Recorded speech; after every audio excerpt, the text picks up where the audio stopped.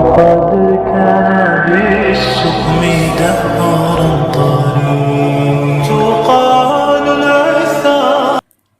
ہم ہمیشہ نہ خوش رہ سکتے ہیں اور نہ دکھی رہ سکتے ہیں. اگر خوشی مسلسل ہماری زندگی کا حصہ بنی رہے تو کبھی نہ کبھی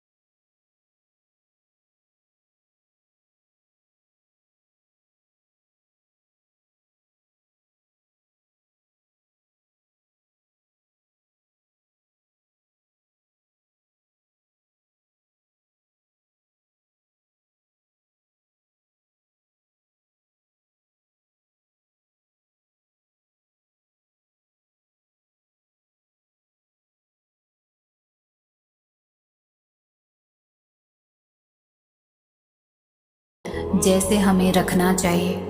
پھر ہم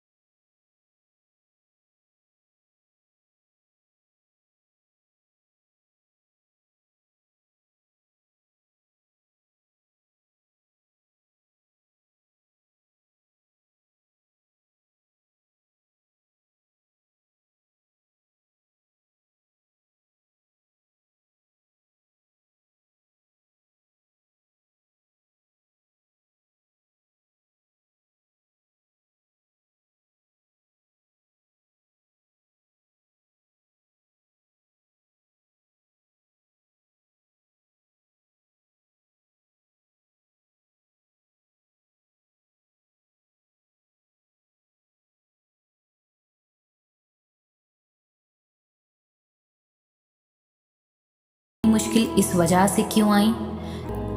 کیوں لگا تمہیں یہ کہ وہ تمہیں دیکھ نہیں رہا؟ وہ ہم سب سے محبت کرتا ہے اور بہت محبت کرتا ہے.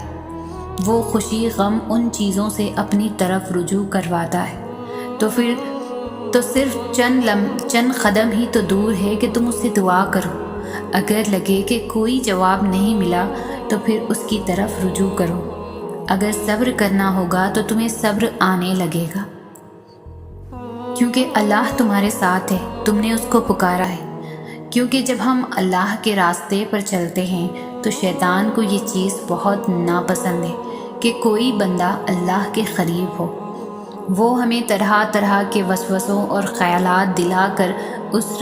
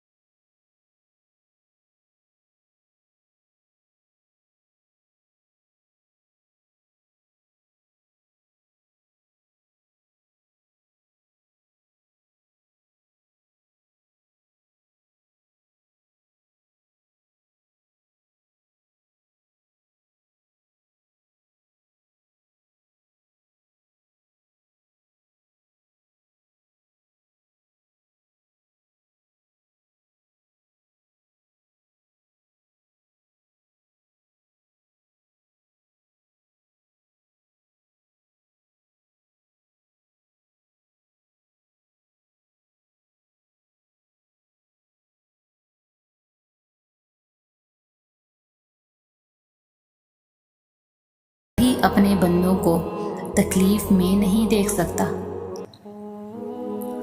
دعائیں تو نصیب کا قلم ہوتی ہے، اور اگر تم چاہتے ہو کہ یہ قلم تمہاری مرضی سے تمہارا نصیب لکھے تو تم اپنی مانگی دعاؤں پر یقین رکھو اور مایوس نہ ہو کہ یہ قبول کیوں نہیں ہو رہی یا کب ہوں گی، کیونکہ اللہ دعا کا اختیار ہی تب دیتا ہے جب وہ چاہتا ہے یہ قلم تمہارے نصیب کا لکھا مٹا کر اسے تمہارے مطابق لکھ سکے۔ جب انسان سب کچھ اپنے رب پر چھوڑتا ہے تو وہ رب بھی اپنے بندے کے یقین کو قائم رکھتا ہے۔ ہاں، کچھ آزمائش بھی لیتا ہے کہ دیکھو میرا بندہ مجھ سے خفا تو نہیں ہوگا، مگر جب ہم اس سے راضی ہی رہتے ہیں تو وہ ہمارے صبر کا پھل ہمیں دیتا ہے۔ تو یقین رکھیں، دعائیں رائے گاہ نہیں جاتی۔ دعائے مستقیم، دعائے یقین آپ کے پاس ایک بے حد قیمتی شے ہے جسے اگر پورے دل سے اپنی ہستی بستی میں بسا کر عمل میں لائیں تو یقین جانے کے معجزے رونما ہوں گے۔ زندگیاں بدل جائے گی، مصیبتیں ٹل جائے گی، طوفانوں کے راستے بدل جائیں گے، کہکشاؤں سے راستے نکل آئیں گے۔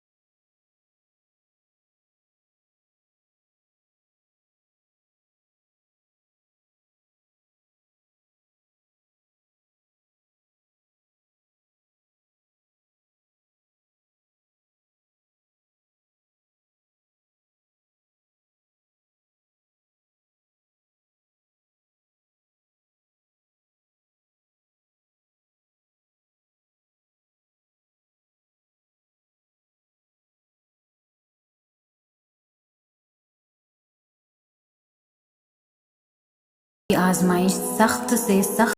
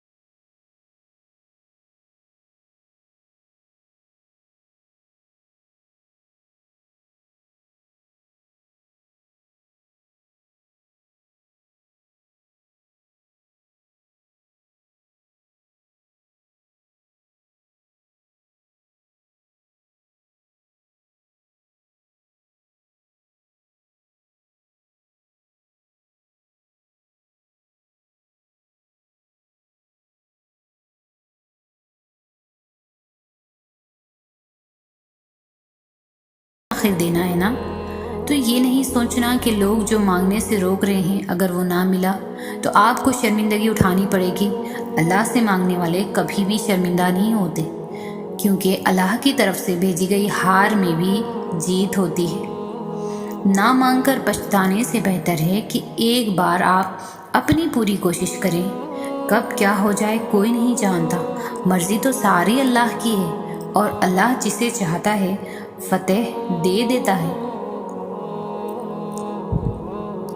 قرآن انسان کی پوری زندگی بدل سکتا ہے، لیکن اس کے لیے شرط بھی یہی ہے کہ اسے ساری زندگی پڑھا جائے۔ سالوں بعد، ہفتوں بعد یا پھر مہینوں بعد ایک دن اسے پڑھ لینے سے زندگی اچانک سے نہیں بدل سکتی۔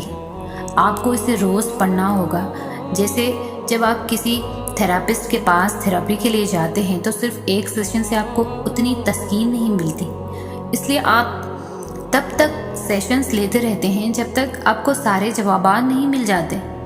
جب ایک انسان آپ کو مطمئن کر سکتا ہے تو پھر سوچیں اللہ کیا کچھ کر سکتا ہے۔ جتنا وقت آپ دنیا کے تھراپسٹ کو دیتے ہیں نا، اس سے آدھا وقت اللہ کو دے کر دیکھیں۔ اللہ کے ساتھ روز 20 منٹ کا ایک سیشن لگا کر دیکھیں۔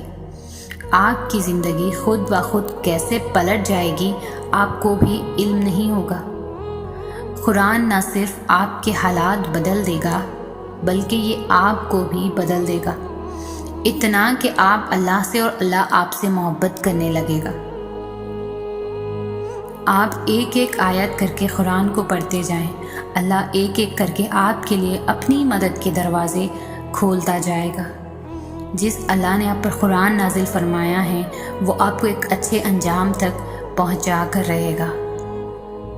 قبول نہ ہونے والی دعا قبول ہوئی دعا سے بڑا معجزہ ہوتی ہے، کیونکہ آپ کی کچھ دعائیں آپ کو توڑ دینے والی ہوتی ہے، اور جب اللہ یہ دیکھتا ہے کہ آپ کی نیت صاف ہے تو اللہ آپ کو ان توڑ دینے والی دعاؤں سے بچا لیتا ہے، ان دعاؤں کے لیے جو آپ کے حق میں بہتر ہوتی ہے۔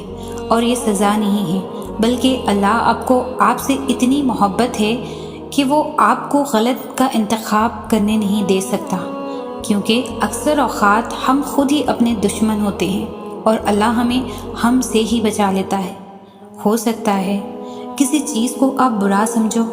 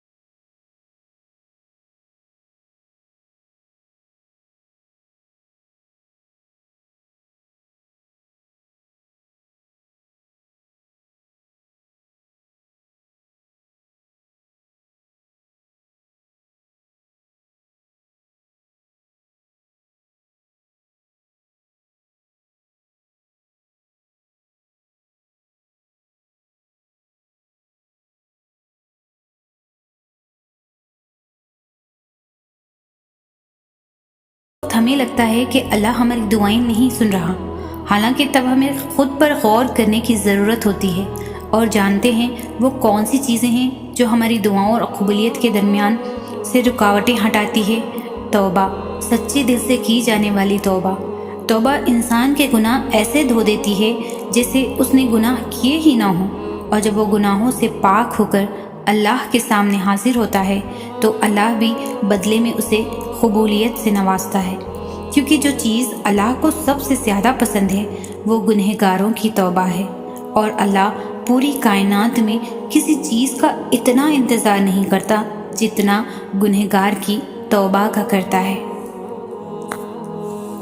اگر اللہ کا حکم نہ ہو تو انسان فریاد کر سکتا ہی نہیں، یعنی دعا میں ہاتھ اٹھانے والے آپ نہیں ہیں بلکہ وہ اللہ ہے جو آپ کو خود تک لایا ہے، وہ آپ کو دعاؤں تک لایا ہے۔ کبھی سوچا ہے کہ فلاں چیز کی چاہت سے پہلے بھی کیا آپ اللہ کے پاس اسی طرح جاتے تھے، ہر روز روتے تڑپتے گڑ گڑاتے؟ کیا پہلے بھی اسی طرح اسے مناتے تھے صبح شام؟ اگر نہیں تو جواب بہت سیدھا ہے اور آسان ہے۔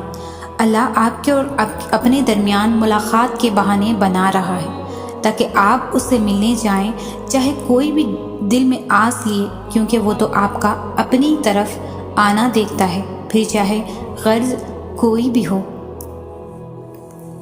اللہ تعالیٰ کی دی گئی آزمائشوں میں خود کو تنہا کبھی نہ سمجھو۔ ہمارا رب دنیا کا سب سے مختلف امتحان لیتا ہے۔ ہر دفعہ جب دنیا میں اساتذہ طالب علم کا امتحان لیتے ہیں تو تیاری مکمل کروا کر ساتھ چھوڑ دیتے ہیں، لیکن جب اللہ کی بارگاہ میں ہماری آزمائش کی شروعات ہوتی ہے تو وہ ہمارے امتحان کے دوران بھی ہمارا ساتھ دیتا ہے اور بعد بھی۔ بے شک ہمارا رب بہت بڑا مہربان ہے ہم گنہگار بندوں پر۔ وہ کہہ چکا ہے کہ تم چاہ بھی نہیں سکتے جب تک اللہ نہ چاہے، تو پھر مان لو کہ اسے چاہا ہے ایسا ہونا تو تبھی وہ تمہیں یہاں تک لایا ہے۔ اللہ تو چھوٹی سی چوٹی کا حق بھی ضائع نہیں ہونے دیتا، پھر تم کیسے سوچ لیا کہ تمہارے ٹوٹے دل کے ساتھ کیے گئے صبر کو وہ ضائع کر دے گا؟ یقین رکھو دعائیں نام پکارتے ہوئے واپس آتی ہے جب قبولیت کا کن کہہ دیا جاتا ہے۔ یہی اس کی عطا کا انداز ہے کہ وہ پہلے تمہیں مانگنا سکھاتا ہے اور پھر وہاں سے عطا کرتا ہے جہاں سے ملنا تمہیں ممکن نہیں لگتا۔ وہ تمہیں تم سے گزار کر ہی خود تک لاتا ہے۔ وہ تمہیں پہلے تمہاری پہچان کرواتا ہے، پھر اپنا پتا دیتا ہے۔ تم اپنی مرضی سے اس کی جانب نہیں جاتے، بلکہ جب اسے تم پر بے حد پیار آتا ہے تب وہ ایسے حالات پیدا کر دیتا ہے کہ تم اس کی جانب کھینچے چلے جاتے ہو۔ ہر شے پر طاقت رکھنے والا، دل کی پکار کو سننے والا، دونوں جہانوں کو پیدا کرنے والا، یوسف و یعقوب کو ملوانے والا، تپتی دھوپ میں گھنی چھاؤں دینے والا، اندھیری رات کو پرنور سحر میں بدلنے والا، بڑے بڑے طاقتوروں کو اپنی طاقت دکھانے والا، ایسا کیا ہے جو اس کے اختیار میں نہیں ہے؟ پھر تم کیوں ممکن ناممکن میں الجھے ہوئے ہو؟ تم بس اللہ کے بتائے ہوئے راستے پر چلو، پھر وہ اپنی قدرت کے جلوے دکھائے گا۔ عبادت سے جنت ملتی ہے جبکہ تڑپ سے اللہ ملتا ہے۔ عبادت تو پروٹوکول کی طرح ہوتی ہے کہ تو ہی بادشاہ ہے، ہم تیرے سامنے ہی جھکتے ہیں، ہم تیری ہی عبادت کرتے ہیں۔ عبادت فرشتہ بنا سکتی ہے لیکن درد انسان بناتا ہے، تبھی اس نے فرشتوں سے افضل انسان کا درجہ رکھا ہے، کیونکہ عبادت اتنی مشکل نہیں جتنا تڑپ برداشت کرنا ہے، اور اپنا درد تو جانور بھی محسوس کر لیتے ہیں۔ اس نے خود کو ہمارے ارد گرد لوگوں میں چھپا رکھا ہے، اور وہ رب راضی تبھی ہوتا ہے جب ہم کسی کے غم کو سمیٹ لیتے ہیں، کسی کے عیب پر پردہ رکھ لیتے ہیں، کسی کی بے بسی کو ڈھانپ لیتے ہیں، بس تب پھر وہ بھی ہمیں ڈھانپ لیتا ہے، ساری دنیا سے دور اپنے اندر چھپا لیتا ہے۔ دعا کی قبولیت کے لیے کوئی شرط نہیں ہوتی، اور اللہ تو ساری دعائیں سنتا ہے، ساری التجائیں سنتا ہے، اور اللہ تو وہ دعائیں بھی جانتا ہے جو کبھی اپنے منہ سے بیان بھی نہیں کی ہو، جن کو آپ نے کبھی لفظوں میں اتارا ہی نہیں، جس کا علم آپ کو خود کو بھی نہیں ہوتا۔ آنسو دو طرح کے ہوتے ہیں، ایک وہ جو رو کر بہا دیے جاتے ہیں، اور دوسرے وہ جو مسکرا کر بہائے جاتے ہیں۔ اور اللہ کو اپنا وہ بندہ بھی عزیز ہے جو روتا نہیں، اور وہ بھی عزیز ہے جو آنسوؤں کے دریا بہا دیتا ہے۔ اسے اپنے ہر بندے سے بے حد محبت ہے، اتنی محبت جو آپ نے نہ کبھی دیکھی ہوگی اور نہ کبھی آپ اس کا گمان اس تک پہنچا ہوگا۔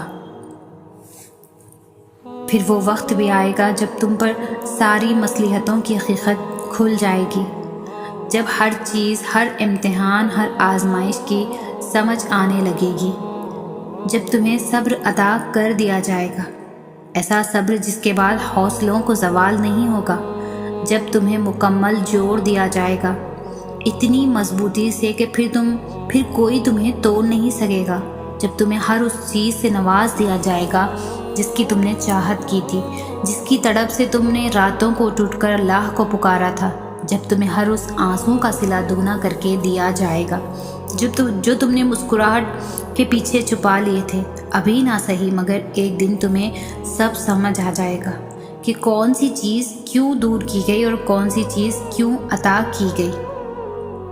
تمہارے ہر سوال کا جواب اللہ کے پاس ہے، اور جب صحیح وقت آئے گا تو وہ خود تمہیں سارے جوابات بتائے گا اور تمہارا دل یوں مطمئن کر دیا جائے گا جیسے یہ کبھی تڑپا ہی نہ ہو۔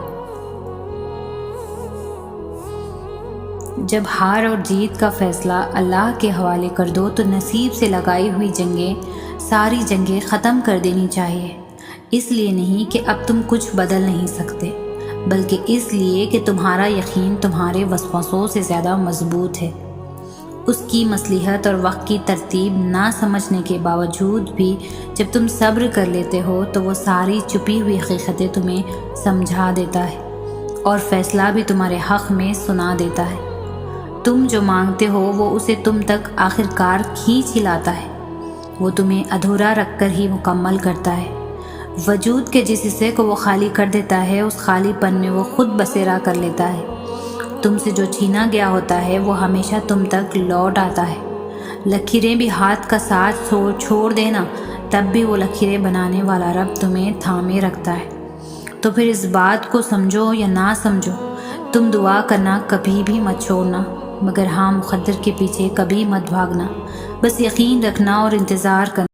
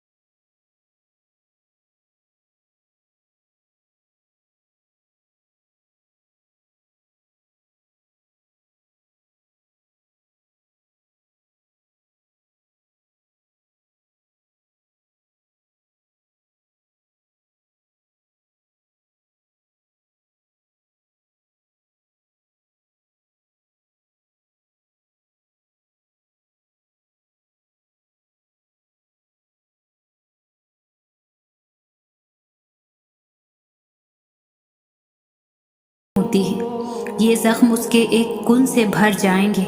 اس نے تمہیں نصیب کے جھمیلے میں اس لیے ڈال رکھا ہے تاکہ تم جان سکو کہ دعائیں اس نے بے وجہ نہیں بنائیں۔